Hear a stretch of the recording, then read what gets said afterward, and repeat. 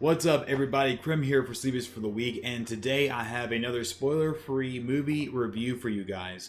I just got back from seeing Once Upon a Time in Hollywood, and I have to say that I didn't know what to think about this movie when I first walked out of it.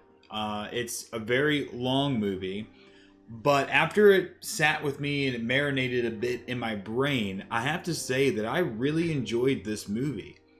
It had a very old school film feel to it that I appreciated after I had just finished watching it, because when you get done watching this, when you first see this movie, it's not at all what you're expecting. It really isn't. It's very dialogue heavy, which is, known for a Quentin Tarantino film. And I thought that the acting was so well done, and it feels like it's more of like these couple of days in these actors and actresses' lives, instead of just a long narrative plot with a bunch of different characters. It only kind of happens around about three main characters, I would say. And there's other characters kind of filtered in, but I think this is the first time that we've seen, or that I've noticed in a Tarantino film, where there wasn't like a giant number of kind of main point cast people that you have to kind of keep up with and see what's going on in ensemble, which usually pads out how long his movies normally are. And this one, it kind of took a step back, and it kind of just made you feel like you were riding like third wheel to seeing how these characters see Hollywood and how they see Los Angeles.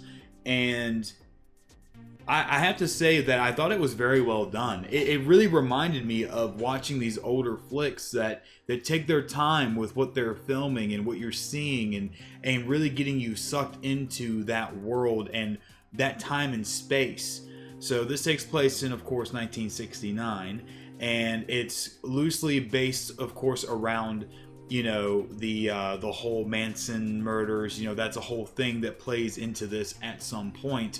But don't go into it thinking it's a film about that.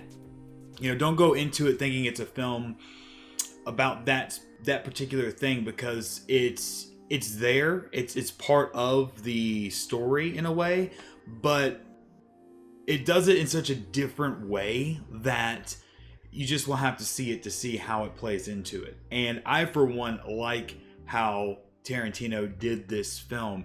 And the only thing that I'll have to say without going into spoilers, just kind of tiptoeing around it, is that what does Tarantino normally do with historically accurate things? It's usually never really like on the nose, right? It's never really like the way it happened. This is really Tarantino's movie that just happens to take place around the time the Manson murder happens with Sharon Tate, and like how that all plays out is kind of different. So I'll just leave it at that. That's really not spoiling it, but just prepare yourself for not. This is not a historically accurate film, but it's a fun film. And on top of the actors doing so well, I love Leonardo DiCaprio and Brad Pitt's dynamic together. I kind of wish that I'd seen more of them interacting together. You kind of see their lives separately, as one is the actor and one is the stuntman. So, one does a lot more of, is more of the face, and the stuntman's kind of more of the background guy who does things for him. And he also, when he's not working as a stuntman, they're such good friends. At least that's how I viewed it, is that they were such good friends that he still has Brad Pitt do things for him. Like something breaks at his house, he's kind of like, he calls on Brad Pitt, it's kind of a handyman. And still kind of keeping that relationship there, regardless of whether there's work to do officially or not. I thought their friendship was very unique, and I wish that we had seen more of it. Because what this film does is, this film kind of gives you a glimpse into the day in the life of these kind of three characters. Brad Pitt and Leonardo DiCaprio kind of being the main set of it. Everyone, I feel like when I saw some reviews for this, I feel like a lot of people thought it was going to be heavily more based on the Manson family murders that I think that they thought that was going to be the main thing. So Sharon Tate was going to have more of a big role in this. It's not really the case. It's more based on Leo's character and Brad Pitt's character and how they fit into this into Hollywood, and it's more or less their story. Sharon Tate, Margot Robbie's character, kind of plays into that as well, but it's not as a big of a thing as I think some people were hoping it was going to be.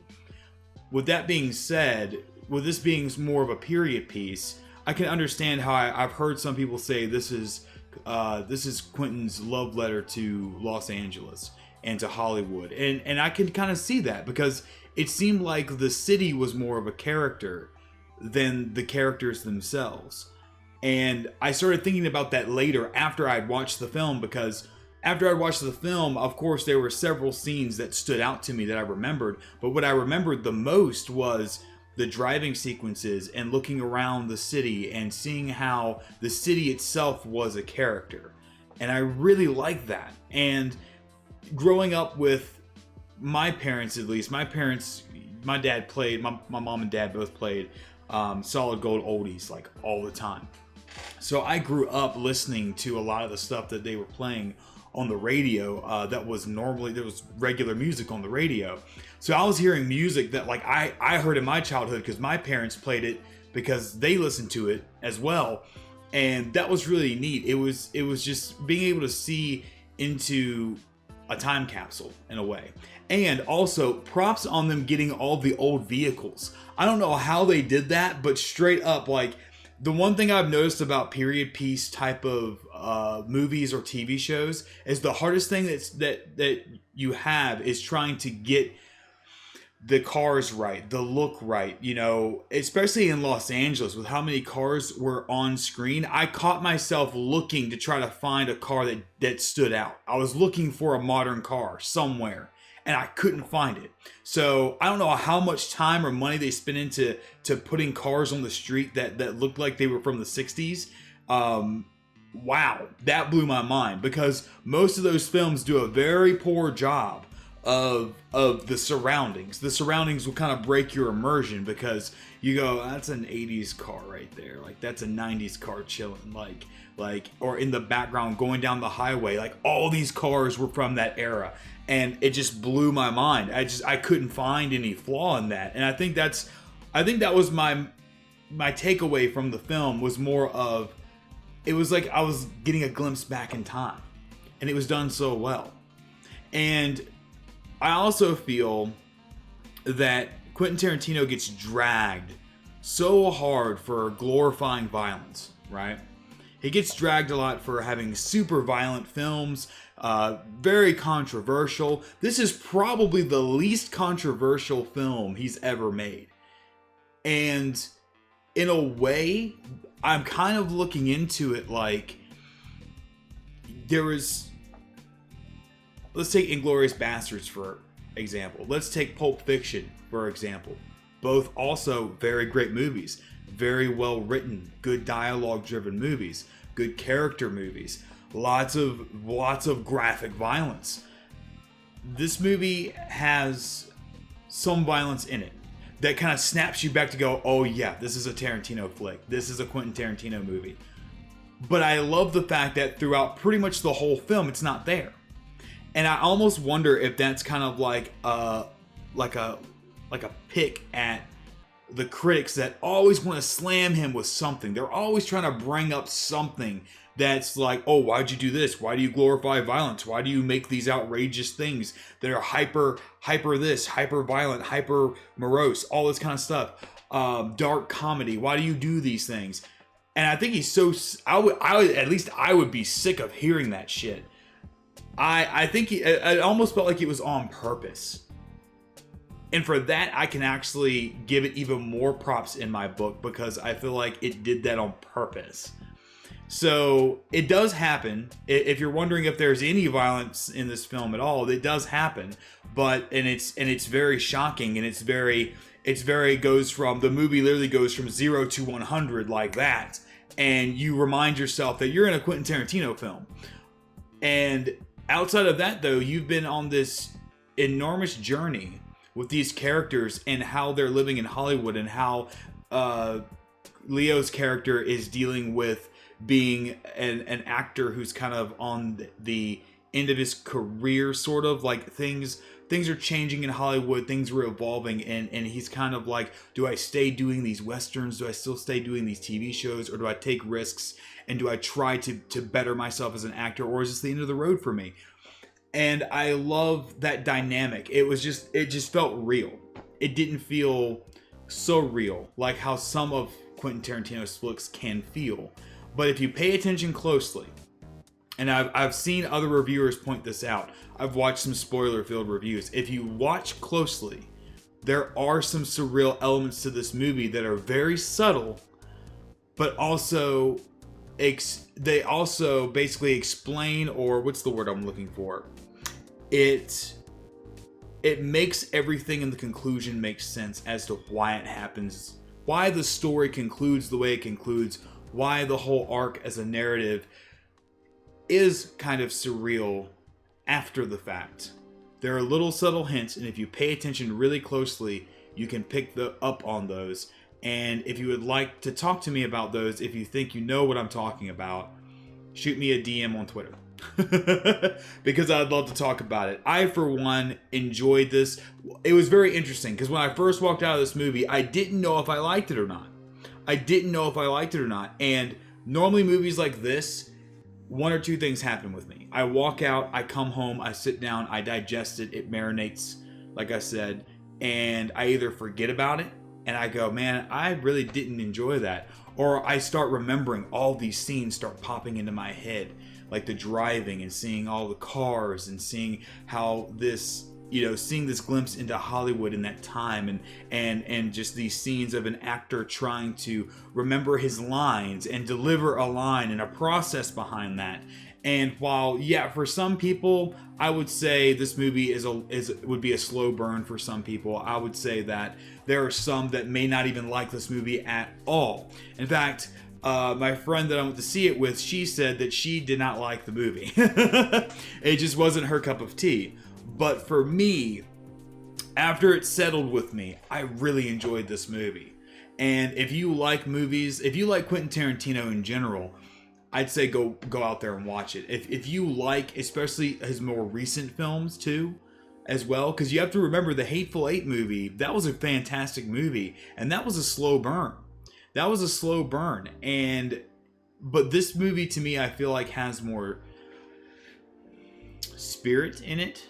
I wouldn't really say that, because I mean the Hateful Eight's got good moments in it too.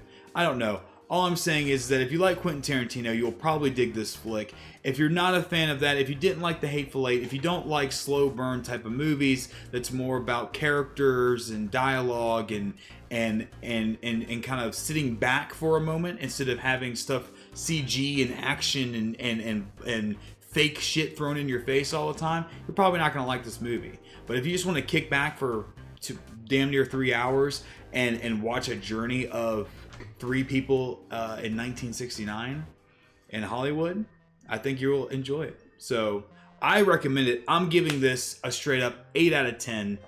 Actually, I'd probably give this a 9 out of 10, in all honesty. I love the music. I love the score. The actors were great. They worked very well together. They were there. I liked it in the sense that there wasn't so many characters. I liked how it was more focused. This felt like more of a focused, character-driven feature than having a multiple storylines kind of, all over the place, like 5 different storylines going on at the same time type of thing. And I thought the pacing was pretty well done. It was tense in some moments, and it was funny in some moments, and it was crazy shit happening in some moments. And there were some moments where it was just it felt like normal life. You're seeing these people. So I don't know. I enjoyed it. I think I'm gonna bump my score up to. It was gonna be an 8 out of 10, but I think I'm giving this a 9 out of 10. I really enjoyed it. So let me know what you think in the comment section down below. If you haven't seen the movie yet, go see it. And if this review has gotten you to go check it out, go watch it and let me know what you think after you've seen it. Comment down below, and we'll start up a discussion. But if you guys pick up on what the subtle surrealism is in the film, let me know like tweet at me. just tweet at me. We'll talk about spoilers in DMs and stuff. But yeah, I might even make, I don't know, I might make a spoiler video for this too. I don't know. Maybe if people want to talk about it more, I'll do a spoiler video. But either way, guys, thanks for watching this. I hope you guys have a good rest of your week. And let me know what you thought of Once Upon a Time in Hollywood in the comments down below. Until next time, have a good one. Peace.